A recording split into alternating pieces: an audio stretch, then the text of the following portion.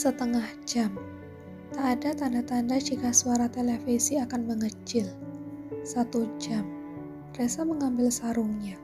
Sungguh dia emosi. Perbuatan Juna membuat banyak dampak tidur gak bisa. Buat Reza Junior gak bisa. Semua jadi serba salah. Dengan kemarahan Reza membuka pintu. Juna, pekik Reza. Reza mengedarkan pandangan. Junanya tidak ada di sana, hanya televisi saja yang dia biarkan menyala. Ya ampun, dari tadi cuma suara televisi saja. Reza mendekat. Reza mengedarkan pandangan mencari remote. Ah, sial, di mana dia menyembunyikan remote? Reza berkeliaran, tapi remote tetap tak ketemu. Reza mengamati televisi layar datar itu. Televisi di villa itu terlalu canggih, harus pakai remote dan sensor suara Rifat. Benar-benar ribet. Reza bergerak ke arah kamar Juna. Ternyata Juna tak ada di kamarnya. Reza kembali ke kamarnya sendiri lalu meraih handphonenya. Di teleponnya Juna.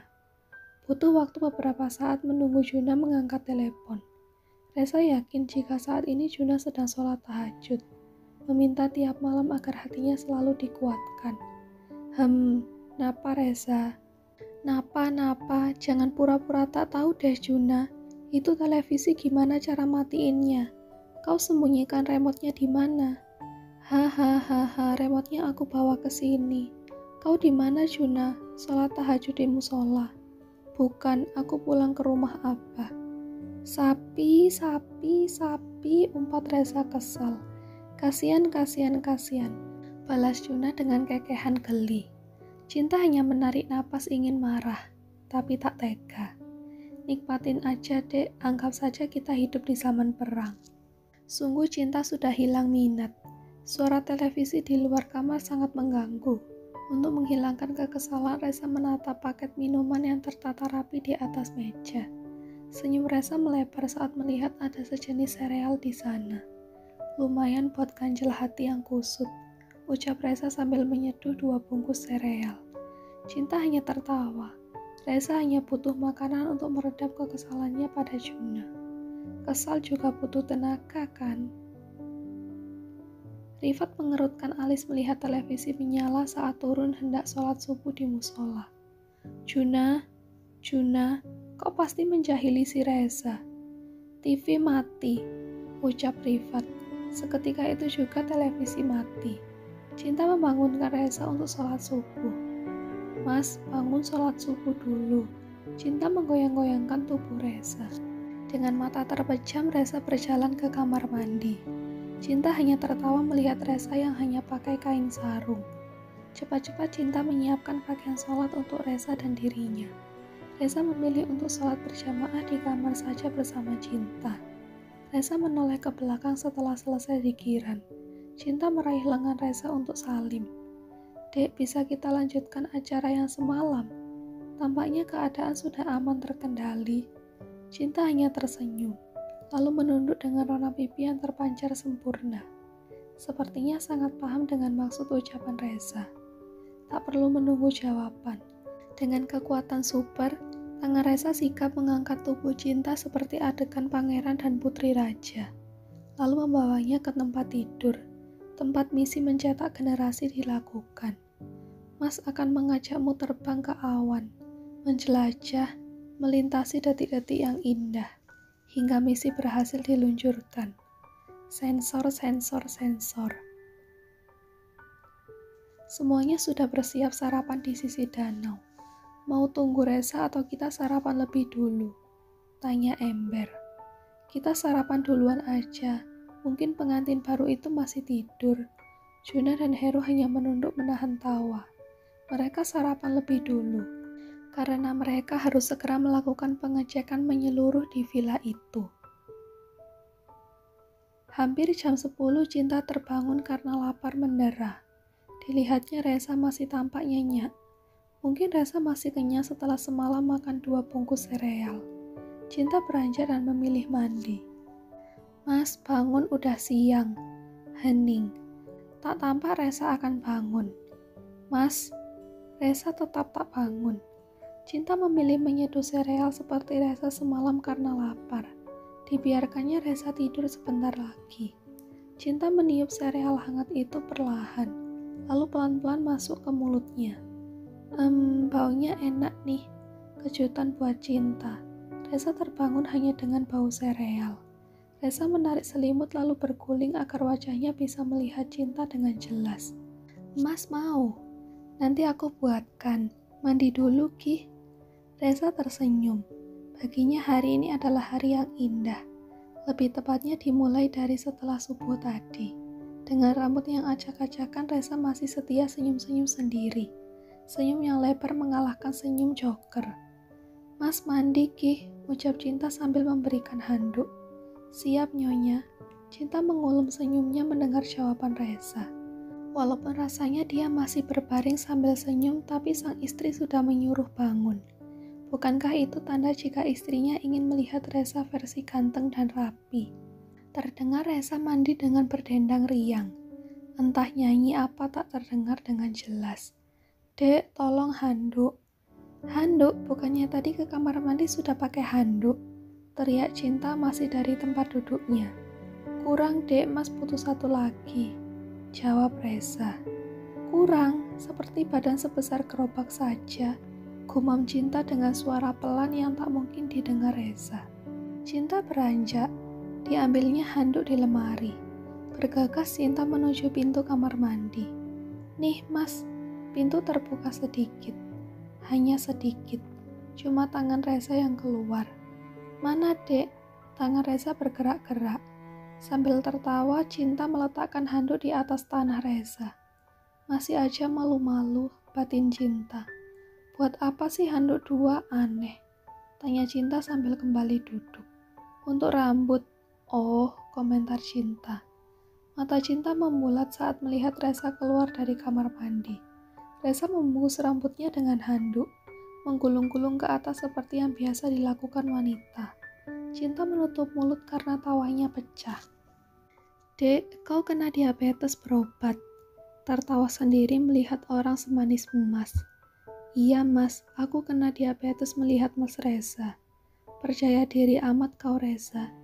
Karena jam sarapan sudah lewat, Reza menelepon dapur dari kamarnya untuk memesan makanan. Lepas asar, Reza mengajak Cinta untuk jalan-jalan. Reza selalu menuruti apapun yang Cinta mau. Sudah sejak Reza memutuskan untuk minta maaf pada Cinta, Reza sudah menanamkan pada hati, jiwa, dan raga bahkan hari-hari kedepannya akan bahagia. Reza melihat 5 temannya dengan mobil mini terbuka. Reza mendekat lalu Juna menghentikan mobil itu. Halo, sapa Reza. Reza kesulitan mencari kata yang pas. Ketemunya cuma kata halo saja. Gimana Reza? Jangan ditanya Dokter Rifat, ucap Reza sambil nyengir. Kami mau pulang karena tak enak meninggalkan anak-anak. Reza menghela napas. Baru saja dia ingin so-sweetan masa pulang. Tapi kamu boleh tetap di sini. Lanjut Rifat. Beneran Dokter Rifat? Bener, aku hadiahkan untuk kamu 3 hari. Alhamdulillah, kalau makan gimana dokter? Gratis juga tidak? Cinta langsung menunduk karena malu atas ucapan Reza. Gratis, asal muat di perut kamu, ucap Rifat sambil tertawa. Nanti akan aku berikan beberapa perban untuk Cinta. Kau bisa membantunya menggantikan perbannya. Oke deh, makasih banyak ya. Sama-sama. Reza tertawa bersama Cinta setelah semuanya pergi. Mereka orang-orang baik ya mas. Banget, itulah makanya rezeki mereka mengalir deras. Karena mereka suka menolong orang yang membutuhkan. Iya, walaupun mereka sebenarnya tahu mas kan bisa bayar. Reza menoleh pada Cinta. Rupanya Cinta belum tahu jika Reza suka yang gratisan. Mereka tahu jika mas butuh yang gratisan. Hahaha. Ayo dek, duduk lagi di ayunannya. Mas dorong. Oke, pelan-pelan saja. Kini mereka berdua layaknya orang berduit yang bulan madu.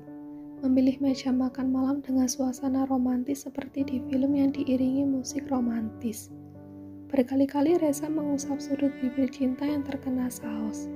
Setelah makan pun mereka langsung mencari tempat duduk yang bisa menikmati indahnya langit malam berhias bulan dan bintang. Mas, kita jalan-jalan keluar villa yuk. Adik lihat beberapa tamu menyewa sepeda. ucap Cinta setelah sarapan. Oke deh. Resa menggandeng Cinta hingga ke tempat penyewaan sepeda. Ini aja mas sepeda yang ada boncengannya, ucap Cinta memilih sepeda. Mas bonceng adik. Tapi apa mas?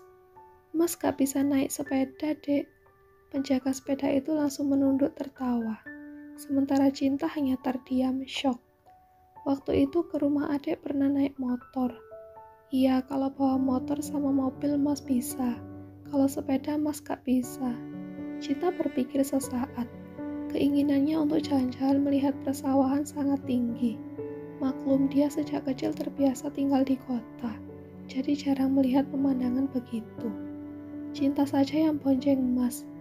Oke nyonya. Resa langsung semangat. Penjaga itu ketawa lebih keras.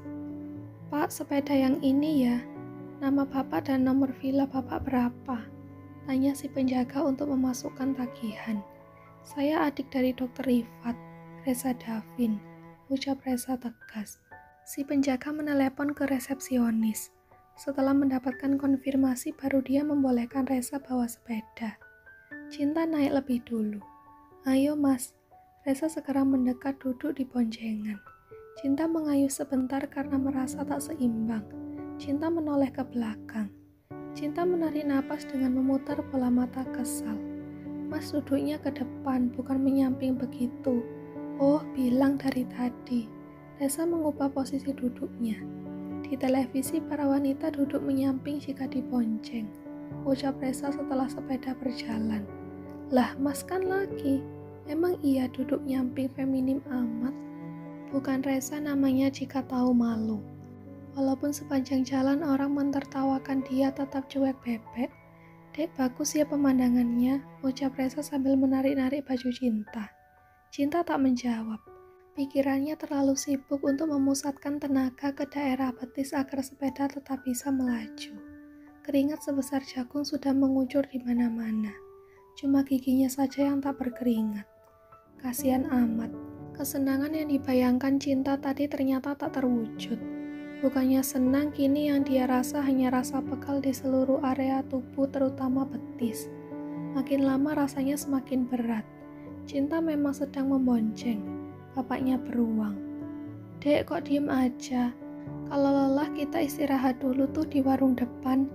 Tunjuk Resa yang juga pernah diajak Juna jajan di sana saat sedang dalam pengungsian. Di saat perut Resa masih lapar, tapi dapur umum belum selesai masak. Cinta setuju dengan usul Resa. Dia berhenti di depan warung. Beberapa lelaki muda yang seumuran Resa terkekeh melihat Resa yang dibonceng. Napa tawa-tawa, gak pernah lihat orang romantis. Bodoh amat, umpat Resa dalam hati sambil duduk di kursi di depan warung.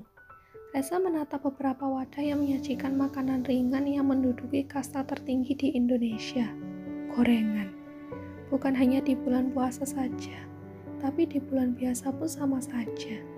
Gorengan tetap ada di urutan pertama makanan yang digemari masyarakat Indonesia. Dan sebagai primadonanya adalah bakwan. Resa langsung mengambil bakwan dan menggigit plus cabai rawitnya agar kekesalannya mereda. Crazy. Umpat Resa dengan suara kecil saat para lelaki itu pergi. Di sini tak menjual gergaji, ucap ibu penjual. Kalau ada perlu barang bisa cerita, nanti ibu bantu carikan.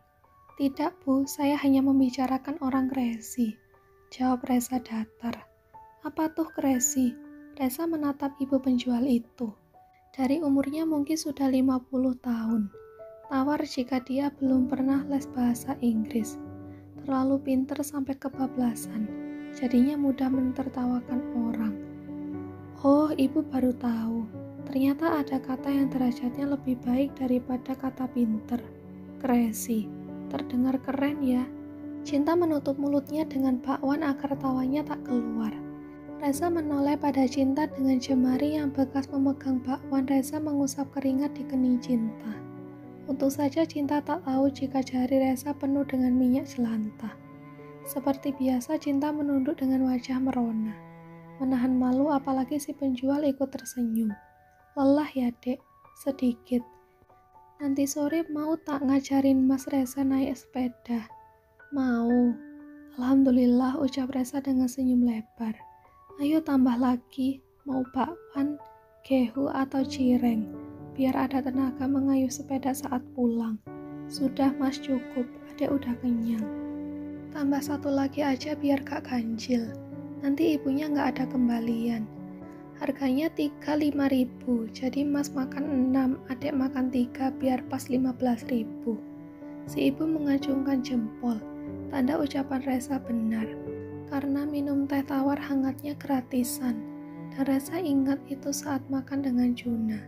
Akhirnya cinta mengalah, sebagai penutupan dia mengambil gehu. Mata Reza membulat, seperti biasa Reza tak bawa dompet. Dek, kamu bawa uang tidak? Tidak Mas, cinta menggeleng. Lalu gimana? Bukan Reza namanya jika tak ada ide. Reza mencari nomor handphone Abah. Halo, assalamualaikum Abah. Waalaikumsalam Reza, mari mampir ke rumah Abah, bawa istri kamu ke sini. Iya Abah, tapi sekarang Reza butuh bantuan nih. Bantuan apa? Reza jajan di warung tapi lupa tak bawa duit, cuma 15.000. Mana penjualnya biar Abah yang bicara. Reza memperlihatkan wajah si ibu. Loh, kok Pak Kiai Hasan? Dia anak angkat saya yang bungsu. Bungsu baru datang dari kota. Nanti saya suruh santri untuk antar duit ke sana ya, Bu. Iya, Pak Kiai. Oh, jadi kamu anak angkatnya Kiai Hasan.